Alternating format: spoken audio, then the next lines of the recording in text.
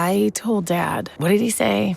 We kind of talked in code. I think he said it's fine until it makes us feel indebted to our lessers. That sounds like Dad. Hey guys, guess what? I had so much material left over from my Beth video that I made an extra one. And my last video on Beth did okay, and it's Rick and Morty, so I haven't done it since February, so I get to make at least one more. Kinda like South Park, I don't just have to do one video on each of the Smiths and call it a day. I can make multiple smaller ones. Hi, I'm Kitty Monk, and I'm here to talk to you about Rick and Morty, or more specifically, Space Beth, who may or may not be the real Beth. We'll get there when we get there. You know me. I like context and long intros. Totally. It's not just me droning on because I may or may not have ADHD. Now, with my previous Beth video, I made the point that I did not think Beth was quote-unquote evil, per se. Doesn't mean she's a good person, but there's a huge difference between just being super selfish and being plain old evil. Somebody like Claude Frollo, yeah, he's evil. Beth, I think the reason she isn't is because she has redeeming qualities and she does try to improve as a person. It starts with sorry. And as of season 6, she mostly does. Space Beth, well, she's as close as I think Rick and Morty will ever get to an evil twin, excluding evil Morty, and I don't really think the toxins count. But evil Morty, hey, they at least explained him. But in a way, I feel like she has a lot in common with evil Morty, even if I think she's a better character, as in a better person. Where maybe she has noble goals to a degree, but she also uses her crybaby backstory as an excuse to be a horrible person, not unlike evil Morty or the father she so despises.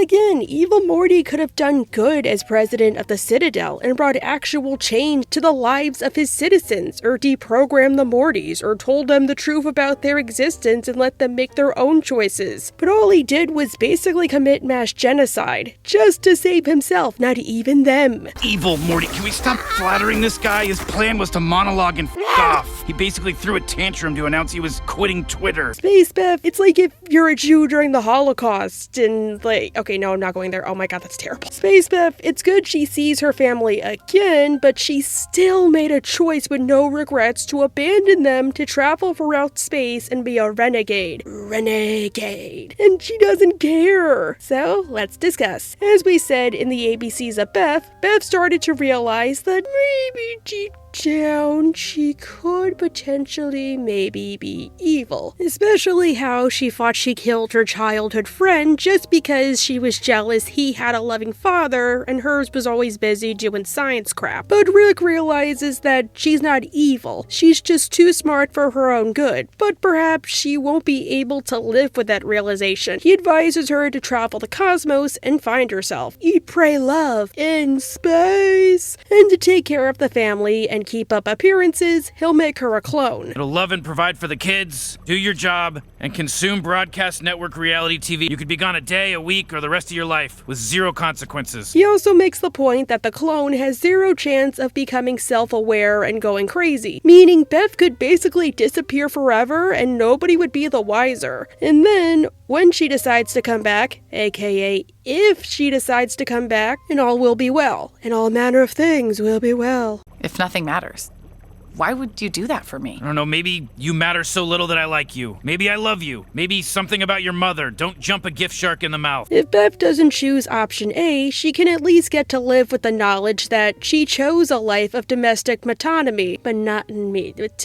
Monotony. I'm sorry, it's like anatomy. Which sucks, but hey, she knows she chose it, and sometimes when you know you chose something, it's easy to find contentment in that circumstance. Beth thinks for a moment and decides, Okay, I know what I want to do. And we never find out her decision until Stormort Return of the Jerry. But a lot of fans, including me, speculated what choice Beth made, and the episode's ambiguous ending really did not help. For example, yes, Beth is super happy. Arnaldo's isn't closed in the dimension where they didn't invent daylight savings! What would we do without you?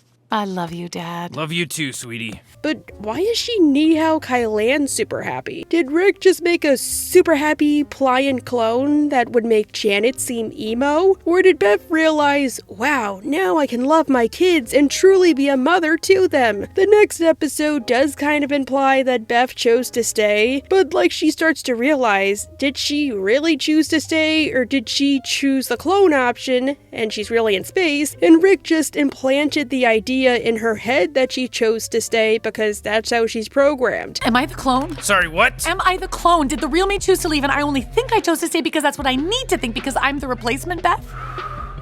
No. Okay. And if she agrees, would Rick have her terminated and replaced? Like, even if she did choose to stay, like, Rick's behavior is not helping. And just to be sure, you're not pretending to be convinced you're real because you're actually convinced you're a clone, and you're now terrified that becoming self-aware would mean I'd have to terminate you.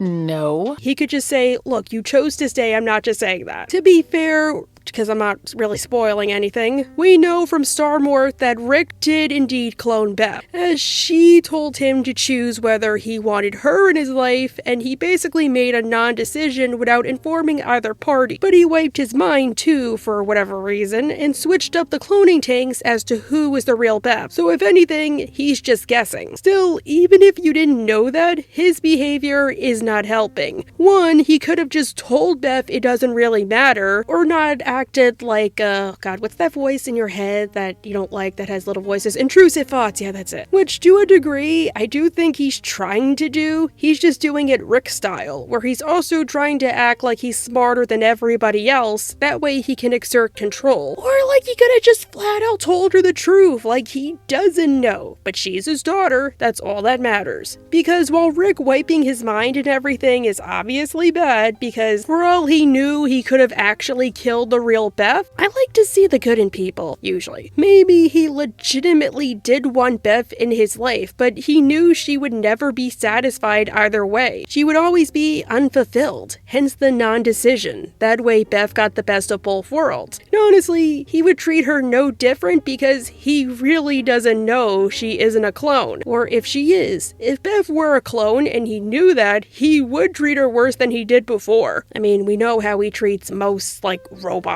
If he thinks Beth chose to stay, well, he'd still be kind of holier than thou. Like, sweetie, you made the right choice. You want me to go get some more daylight savings pizza? Doesn't mean I agree with Rick's choice. I feel like he should have just let Beth stay, because obviously he wants her in his life, or told her that he thinks she should do whatever's best for her. But deep down, he would want her to stay, but it shouldn't be up to him, even if that sounds super selfish. Regardless of what he picked, again, he really should have told Beth what happened because it's affecting her, but the fact she doesn't know pushes her back to Jerry's arms, because he's the only person she can trust at this point, as she spent the whole summer ruining her relationship with Morty, and Summer is too close to Rick to be of any help. My dad might have cloned me and I might be the clone. And he says I'm not, but that's what he'd say to a clone. Typical. Number 6. I like how she says it like Rick won't stop to signal when he turns and he almost hits someone, or he doesn't want to take his medication, like he's just that used to it. Character development. Jerry does reassure Beth that he doesn't mind if she is or isn't a clone. He loves her for her, and Beth realized that regardless of who she really is, maybe she was wrong to give up Jerry for her father, Oedipus complex aside, because despite all his faults, he does still love Beth and want what's best for her, and he'll do right by her. And since Rick, Jury, and Candidate does involve the whole cloning idea, I'll talk about it here. I mean, I think I kind of already did. I didn't really proofread this section, but let's act like I didn't just talk about all that stuff. Beth is starting to suspect that she might be a clone, and Rick doesn't help. I told you, he helps, which leads to this. So now that the family is reunited, they believe that Rick will kill Beth, and they hide out in a shack. Not a Shake Shack. She might be a clone. No, I told her she wasn't. Well, isn't that what you'd tell a clone? Oh, for Christ's sake. Rick, my mom and dad are getting back together. What? No, she's not a clone! Yeah, to be honest, even if I don't mind that season 3 is story-based, I do agree the resolution is really rushed. Like, I think even the crew came out and said that Rick fighting President Curtis was meant to be like any other episode. Then they ran out of time and they were behind schedule, so they had to meld together a couple episodes. But no, knowing what we know now about the tensions between Justin and Dan, yeah, it sadly makes sense. After dealing with President Curtis, Rick shows up and Beth pleads for her life. Where a different but identical version of your authentic, sociopathic, crazy daughter can keep making you proud by being somewhere else. You're my daughter. I brought this here to kill Jerry. But that doesn't work either, as the family is united and they don't care what Beth is. They're just gonna live their lives with Panda Express. Kids, dinner! I got Panda Express! Did you get sugar chicken? That's kind of the only thing they have. I love Panda E! Not Sarku, Japan. Wait a second. Where does the show take place? Washington? Is there one in Washington? The idea of Beth being a clone is mostly forgotten about, which makes sense. One, they imply she probably isn't one, and two, the Smiths don't care they technically aren't related to each other, because they already aren't. Why would it matter to them if the Beth is real? They just care how she is now. Which brings us to Starmort. A group of resistance members strikes against the Gromflamites, you know, the bug people from the Federation. Oh yeah, for context, a splinter group has formed out of the remains of the Federation and plan to finish what they started. Kinda wanna know how they did that without money though. They must be like super dedicated or something. And the leader of this La Resistance is... Beth? Blade Smith. Beth Smith. Beth Smith. Okay, God, it's just such a plain... I'm trying to come up with a mnemonic device. You could connect it to not dying. I know. Well, for reference, Space Beth. Space Beth carries out her mission and goes to a medic who we're gonna call Dan Harmon because he voices him. That's not true. They're totally addictive. I'm a terrible doctor. Where she reminds the audience that she doesn't have to be a mother because her father cloned her. Maybe you need a break. Don't you ever miss Earth? I don't have to miss it. I'm technically still there. My dad made a perfect clone of me to take my place.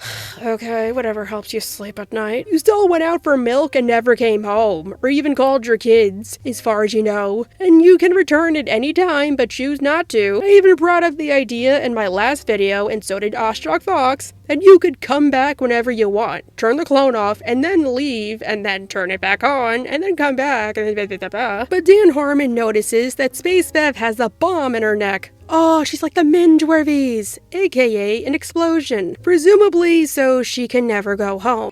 Man, what if this is how you found out he never wanted you back? That he loved the clone more than you? How crazy would that be? Meaning, it's back to EARF. Rick swears it's not a bomb, it's a pie. And honestly, I am kind of curious about this. Yes, Space Beth says it's a bomb because multiple people confirmed it was, so I'm guessing it's a bomb. But knowing Rick, I could see that being a function of most of his machines. Like, he keeps cyanide capsules in his teeth. And his car can bring people back from the dead and then melt them into goo. Yes, if Space Beth was a clone, it was probably to keep her from going Blade Runner, but if Space Beth is the real Beth, maybe it's a kind of insurance. Like, I don't think Rick cares if she didn't come back, but maybe there's a chance Beth couldn't survive in space or got captured by space pirates, but at least if something happened, she would get the last laugh. And since Rick doesn't know which Beth is which, maybe he just put him in both of their necks because he doesn't know, he just wants to be sure. And they'll finally be able to kidnap Bobby Force. Oh yeah, go watch the British series with Brandon Rogers. I just finished watching it, it's really good. If you want a show you can actually analyze, because I like Brandon Rogers, but he makes me laugh, go watch the Autodale series, that show is really good. But I'm spitballing here. I only bring this up because one, I like to give you guys recommendations, and two, when Space Beth goes back to Earth, the bomb never explodes. Not when she hits the atmosphere, not when she hits mid-property, not when she gets within 10 feet of Rick, like, or right up to him, like, you'd expect something to happen. Her and Rick fight, and honestly, in a way, this must have been Beth's dream come true. Finally, the day she can go toe-to-toe with her father. Remember how she was in Children of Mort, where he showed her just a little bit of love? But Rick convinces her that Earth Beth is the clone and taps into that insecurity via alcohol. Now, I'll be honest, in a way, I both like Space Beth at the same time, and also don't like her. It's complicated. Let me explain. See, at times, I love her since I love her design, and next to Unity, she's the one Rick and Morty character I wouldn't mind cosplaying as. And I like the idea idea of her. Plus, it's fun to wonder if she really is a clone or not. But at times, I feel like she's basically Summer without any of the charm or character development or self-awareness that makes Summer a great character, where she's basically Rick with boobs, aka Beth at her most flanderized, which, as we went over in my last video, is somebody fans don't typically like. Mom! Both of you two. She abandoned her family in the name of rebellion, and she doesn't care, not even in the sense of it's for the greater good. Plus, as we saw, they aren't really doing anything big. Your enemies will say it's unfair. We say it's about time. Damn it. We risked our lives for that? You did your best. I don't know if that's intentional on the writer's part or what, but it does kind of hurt. Say what you want about Rick outside of Beth Prime, which is a whole nother can of worms, and even then I still blame him for not fixing what he started. He didn't abandon his Beth. She was taken from him. Okay, time for the billion-dollar question. Who is the clone? Well, honestly, I really have no clue. I know Pocket Morty says that Space Beth is Clone Beth, but that could easily be a typo. I think they actually changed it to have a question mark at the end, and if she was really Beth's clone, wouldn't the show bring that up? To me, the idea constantly changes, I can never make up my mind. When I first saw this episode, I thought our Beth was the clone, since when I first saw ABCs of Beth, I thought she picked the clone idea. But then I'll rewatch, say, Bethic Twinstinct and think, okay, that's not true. And I'm somebody who watches the same episodes of cartoons multiple times, outside of reviewing purposes. So yeah, I flip-flop a lot. I think a reason for this is how Space Beth acts. She's Beth with all of her flaws, and like Beth puts it, she acts like Rick did, or how they probably picture him doing. The goddamn dream you'll ever follow is father's approval. You fetch your father's lemonade. You cosplay as your father in his 30s. Not gonna lie, Memory Rick is kinda hot. If we go by she's just season 3 Beth, she could've went off into space and undid all that character development because she could finally embrace the idea she's smart, as her father put it. And hey, in a way, she's still doing all that freedom fighter crap that Rick stopped doing, so she's better. Not a competition. Of course not. Just curious though, if it were, would Most Wanted be first place? But Rick could have also programmed her to be that way. That way she wouldn't want to come back regardless and ruin everything. Especially with how he also wiped her mind. Space Beth and Rick go to Shoney's for a drink. Really? Shoney's? That's like IHOP. I might like myself a couple of pancakes, some chicken fried steak. I like those hash brown square things. But I don't go there or to Denny's with the intention of getting plastered. Just for having some quick food when I'm at a con. Rick is impressed with Space Beth, but makes the point he's through with the idea of taking over the galaxy or stopping other people who have that ambition. They're trying to take over the galaxy. Everybody in the galaxy tries to take over the galaxy. The trick is to be left alone by whoever succeeds. Which makes sense, I hate to say. Rick is not a paragon of goodness. He only helped to stop the bug aliens the first time, can't say Gromplamites, because he wanted to stay close to Bird Person, his friend and love interest, and also Squanchy, his other friend. And he stopped doing that when Bird Person rejected his love. Whereas in Rickshank, the only reason he stopped them was to get revenge on the Citadel of Ricks for kidnapping Morty and Summer, and against the Federation for what they did to Earth and to his family. I don't know, I didn't realize until this episode he barely interacts with them. And would say Crumbopulous Michael, he was actually pretty cool with them. It's your hero phase. I had one too. You'll outgrow it. Plus, he's kinda got a point considering how this is the only episode Space Beth directly deals with them and doesn't just say she's dealing with them. Did she just get bored like he said she probably would've? No matter. The reunion is cut short when they discover the Federation is going after Beth. They're gonna track down Beth. You mean Beth's clone? Right. Beth's clone. What did I say? Yeah, all that. The Federation, led by Tammy, tracked down Beth to Dr. Wong's office. Oh yeah, I should have said she went with Jerry and his blah blah the clown puppet. Crazy. They do it in therapy on TV. What TV gives British people prizes for baking, Jerry? Where Beth starts to suspect she might actually be the clone. Rick rescues them, but this leads into a huge discussion as to who is really the clone and who is the real Beth. And Rick changes opinions more than a swing state during election season. Make a clone of me just to send the clone into space. Well, you didn't want to go, and I thought, you know what would be even cooler? Is a space daughter? So I made one, and I put a bomb in her neck in case she ever came back. It's cool rewatching this and knowing, like, the twist. Like, was he just running on fume? Like, it's like you could look at his face and you see all the gears turning. Like, I totally cloned my daughter. Okay, I guess I cloned my daughter. I probably put a bomb in her neck so she wouldn't come back. Now there's two Beths.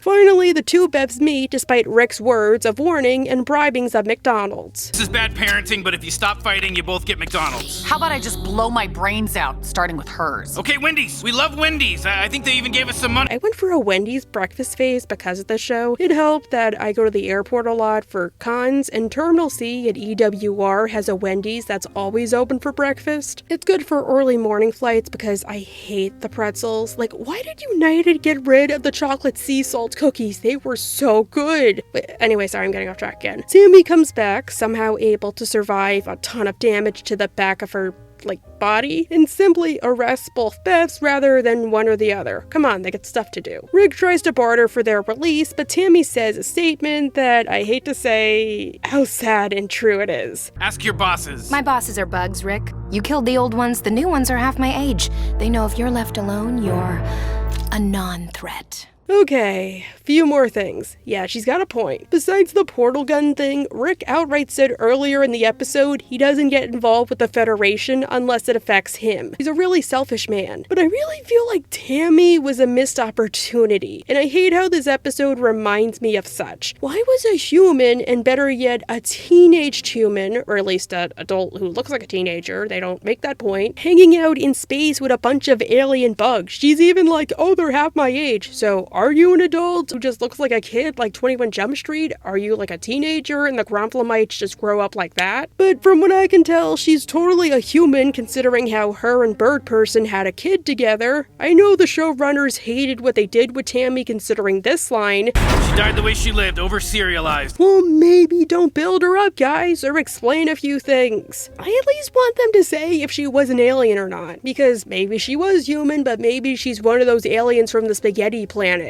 I don't know. Again, I'm rambling. Why do I keep doing that in this video? I'm really not trying to do it. I'm sorry. Anyhow, Rick puts Tammy down and uses her eyes to get into the ship where the Beths are starting to bond. Kinda. One thinks the other is the real Beth. However can I live with myself? One theory, I was designed by your father to live with myself, which would mean you made a conscious choice to swallow your dreams with cheap wine and dinosaur pasta. That's true. Fudge, it's a mind fudge. The Beths are able to work together when they realize, fudge, I hate Rick. I hate Rick. I hate Rick. I hate Rick. He's no longer my boo, and I don't love him. Wait, get out. I hate Rick too? So they're able to escape, help stop the ship with Summer and Morty, and save Rick from getting killed by Phoenix Person. All without his help. Step back! You're not killing him till we kick his ass, Bird Person. My name is Phoenix Person. No one's calling you that, dumb. Also, Jerry's there too. He uses his knowledge of Blah Blah the Clown's puppets to stop Tammy. This is unexpected. I was told you were dead. That is absolutely not true. I'm more alive than I've ever been. Honestly, you could totally see them doing an episode a la Blah Blah the Clown where Jerry's stuck in an insane asylum. The kids, despite all that happened, embrace Space Beth and Normal Beth. So much so that nobody, not even the Beths, want to watch the mind blower of who is the real Beth. They merely tell off Rick and go to live their lives. What, after all this, you don't want to know the truth? The truth is we have more important to do, neither of which seem like they want anything to do with you.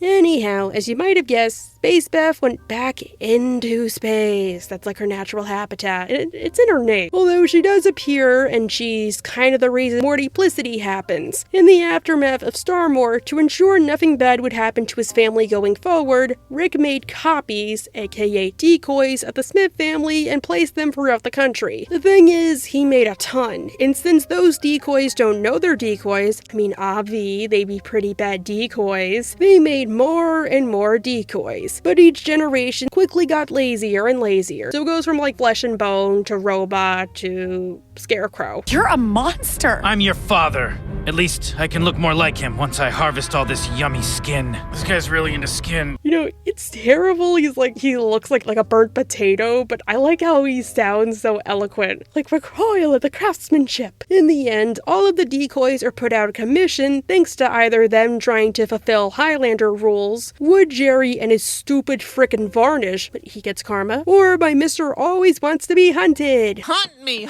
somebody hunt me! Don't hunt him to completion. Oh, he said hunt. Okay, I was thinking of some other word. At the episode's end, we discover the real Smiths. And yes, those are the real Smiths. It's not them saying the episode's gonna repeat. I mean, one of the decoys did say this. Someone's always trying to kill us. That's what the decoys are for. They go on fun, self-contained terrestrial adventures. And I feel like Rick would put that in there. And they really ran into Space Beth. But Space Beth makes a comment that explains why she probably won't be appearing outside of special appearances. Even ran into Space Beth. Maybe that'll happen more often. Let's not overdo it. Wow, you're really gonna hate Season 6 then, sister. Which brings us to Season 6! Solar Ricks! Yay! In the aftermath of Evil Morty's rampage, the portal gun no longer works, so Rick and Morty are stranded and slowly dying, Endgame style. But much like Endgame, Deus Ex Machina from a blonde chick.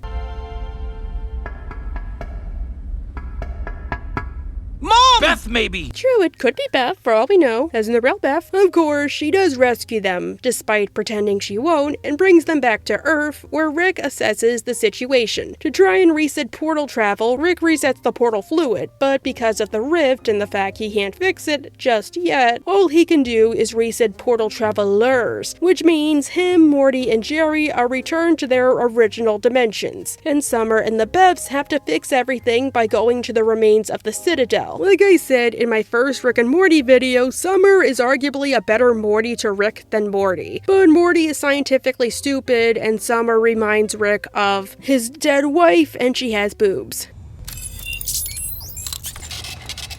Dad's got you in the family business too, huh? You're in the family business too when you think about it. You're kind of like that son from Pawn Stars. Space Beth wants to leave and go do Space Beth stuff, but Summer implores her to stay a bit longer, and so she does. Fine, yeah, okay, let's make it quick. Awesome. I've never been. Let's do this. Okay, adventure family. Woo!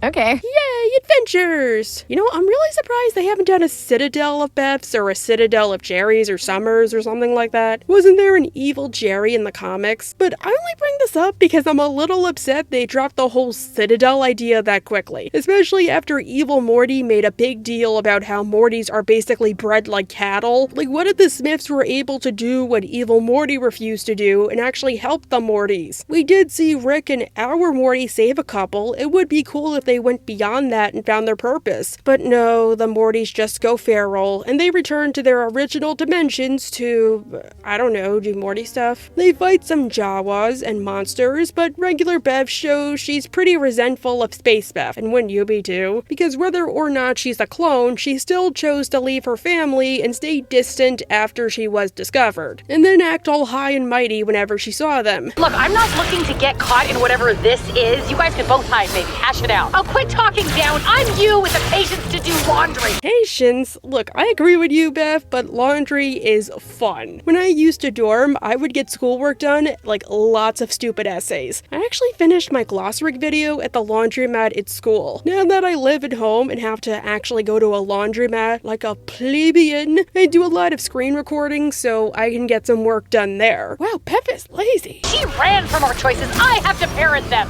It's not like I didn't care. That's what the clone was for. Well, you cared enough to leave, and you know your father. Even if he's like, oh, it's gonna be fine, you know deep down it's somehow gonna blow right up in your face. Like, did nobody tell you about the Mortychurian candidate? This fight causes the Beths to get eaten by a monster, and for Summer to save them, proclaiming, "It'd be cool if you were around more. I don't want to get married. I'm 17. My affection is the wind. Don't try to compete for it."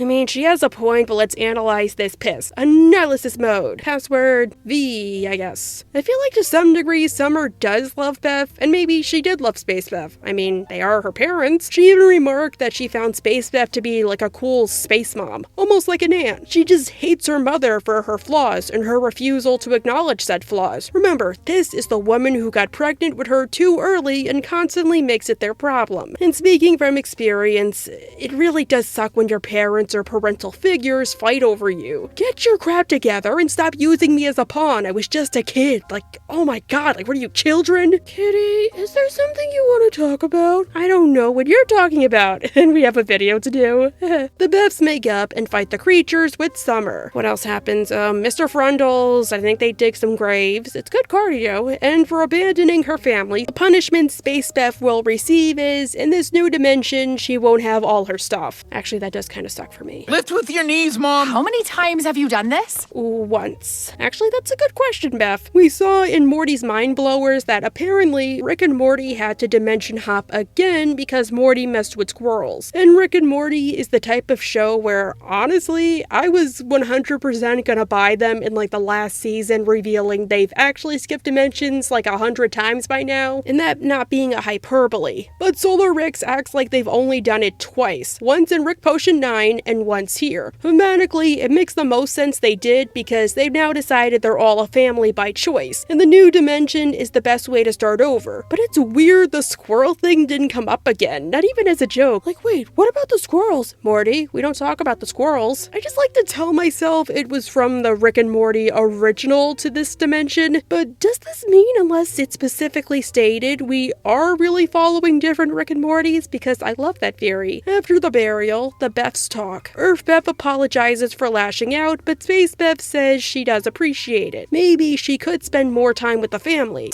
Speaking of, maybe I've put up too many.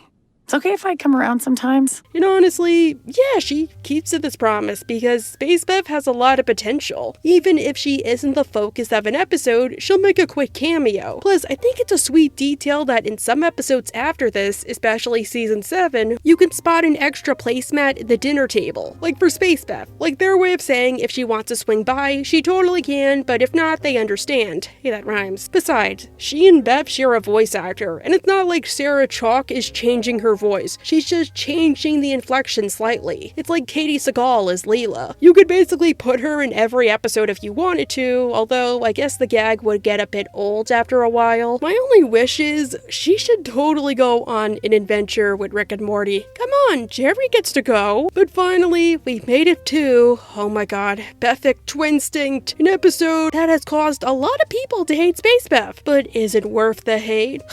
We will get there when we get there. It's Thanksgiving, and Space Beth has come over for a visit, and I like the fact she actually gave Morty a game pod, whether or not she's his real mom. She's basically like his space aunt, and for reasons beyond symbolism, and we need a subplot.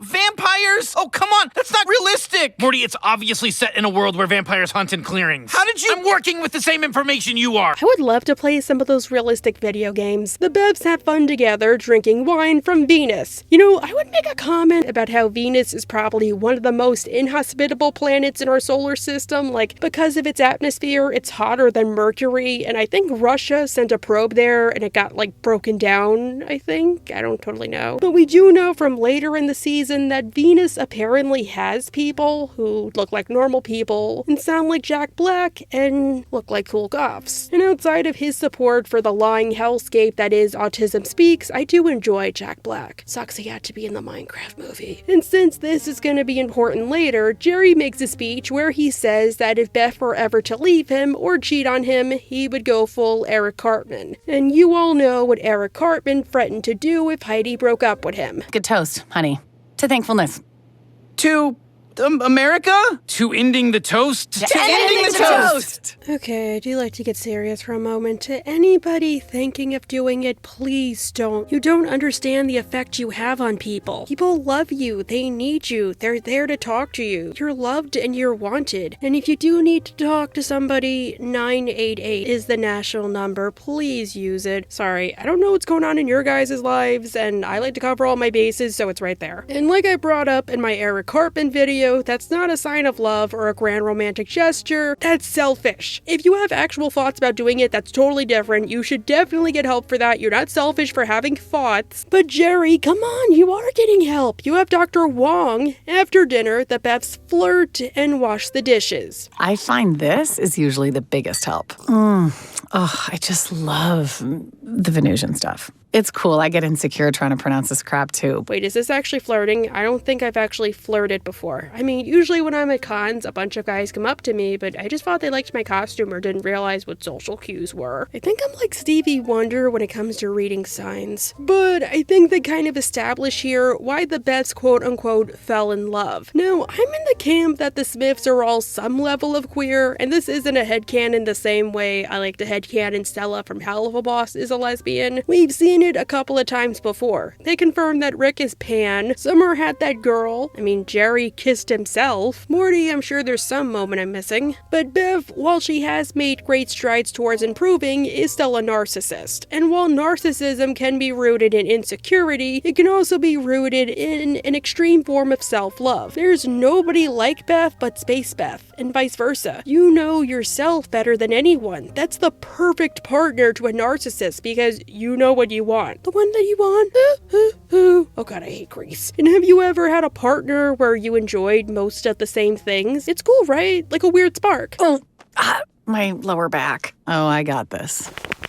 Oh, Jesus, that was great. Well, you're me. Not saying I approve of any of this, don't get it twisted. Just saying that in Game of Thrones, for example, in the books, the reason Cersei loves Jaime, as in like she's entitled to have him like an object, is because as her twin, he looks just like her. And Cersei is such a huge narcissist that it's almost like a turn on, which makes it all the more creepy. Heck, I don't know why the show did this, but in the books, Cersei only likes her kids again because they're extensions of herself. Like a narcissist would, which makes her a better character. Here, yes, it's obviously creepy, but it's also forbidden. Jerry is a good guy, but if you know you're allowed to have or indulge in something forbidden, wouldn't you? I would. Later that night, the Bevs once again meet, and hey, they're reminded once again that they have everything in common and they know each other better than anything, be it how to correct their bad backs or just their deepest fears. Okay, I know we're not massage people, but you need this. But I know you're just a scared little overachiever that keeps all her OCD right. Oh my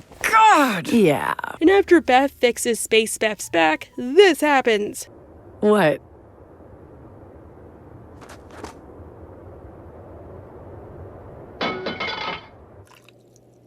Thank God Summer was a blocker. If only she had one of those during prom night. The problem, well, at first it's that they bit off a lot more than they could chew, which is weird. Nobody likes teeth except for horses. For example, they try to get time alone together by going out to get ice cream off planet, which to most of the Smiths wouldn't be suspicious because they're into sci-fi stuff. And like Rick says, Kloppy Trop has really good ice cream. You guys have to go all the way to deep space just for ice cream? Floppy dropulites have less taste buds than humans. Their ice cream is like a hospital bed. It's designed for you to do less so it does more. I mean, I like the name Kloppy Trop. But they get to be so busy flirting and doing space stuff, they forgot the ice cream, which is the cover reason for them going there, which is both literal and a euphemism somehow. As you might have guessed, the Smiths who are in Jerry all figure out one by one that the Bevs are ponies licking each other's poles. What, they said it in Django Unchained. And Rick is one of them. Actually, Rick's chat with Bev about forgetting the ice cream is my favorite out of this whole episode because of how he says he's forgotten the ice cream too. I've met myself out there infinite times. You've forgotten the ice cream? Drill me for details when I'm drunker. I need lore. And a female Rick. I mean, I know Rick is pan, and I have no problem with that. I'm just surprised we never have seen a canonically gender-bent Rick. I mean, we've gotten gender-bent Mortys a couple of times. Rick advises Beth in a giant word vomit that he has no problem if she and Space Beth have an affair, because it's not affecting him. But they both need to consider their families and the fact that their lies might catch up with them if they aren't careful. Which in a way is kind of true. Cheating is only cheating if you get caught, according to Mr. Carmenez. How do I reach these kids? Beth promises to be careful. Fun and done.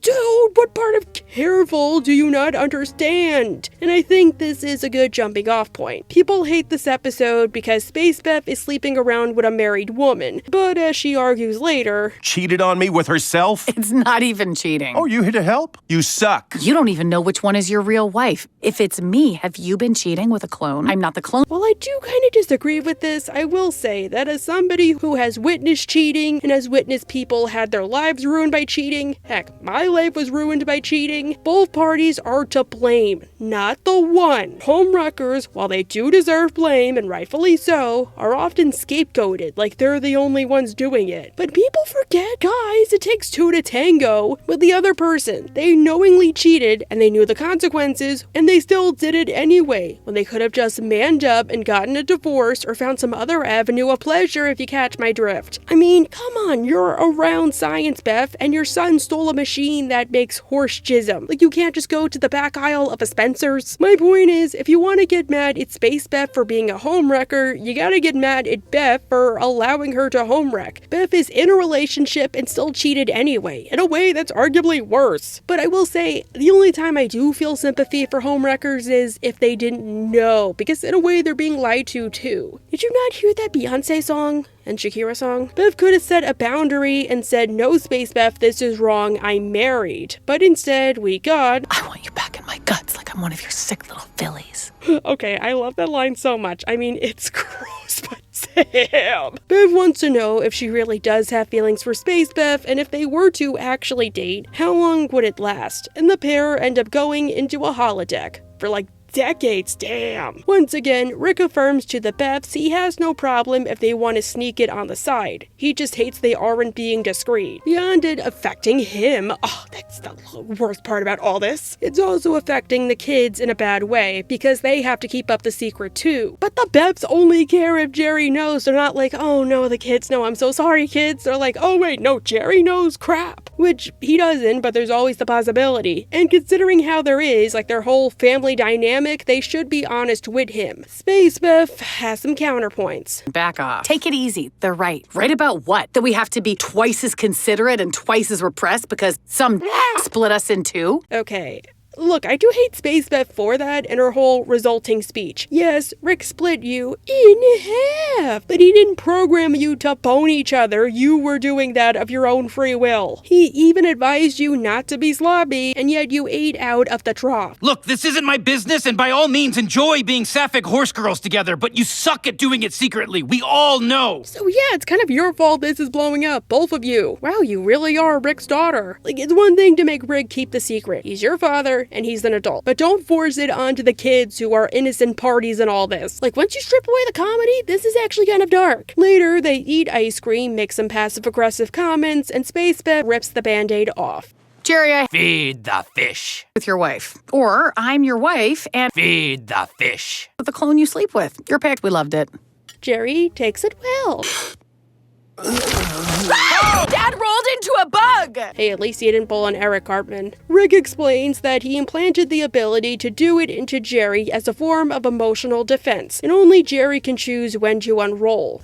If you try to pry him out and hit a nerve, he'll literally turn into a Shrek. In his own sad way, he's taken control. This is classic Jerry. He'd rather be a bug than have a conversation. Well, no offense, dude, but that's kind of a traumatizing moment. I think anybody would react like that if they had the ability to. I would probably just go catatonic or scream. Okay, I'll bite. While I don't hate Space Beth for the cheating, I do hate her for the aftermath, I guess. You guys cool with that? But say what you want about normal Beth, she is sweet to Jerry, short of actually explaining herself or apologizing. Jesus, Beth, don't fall for this. This isn't love, it's a tantrum. Yeah, but his tantrum is self-destructive. Yours is destructive. Maybe that's why I'm the one that loves him. But she starts to realize, yeah, maybe Space Beth isn't the best partner, because who could have thunk, for her outside of licking her sugar cube. Makes sense, narcissist or not, you hate nobody more than yourself, right? Right? tell me I'm right. They decide they cannot go on like this, and the only solution for everybody is to mind blow themselves, aka remove the responsibilities from themselves and act like it never happened and put the burden on everybody else. Can I explain how irrational this is? Your jaded children will just happily and silently bear the burden because it's more practical for them than the truth, and you don't care because it won't be your problem. Yes, Rick is a hypocrite, but I do agree with him. That is super selfish. But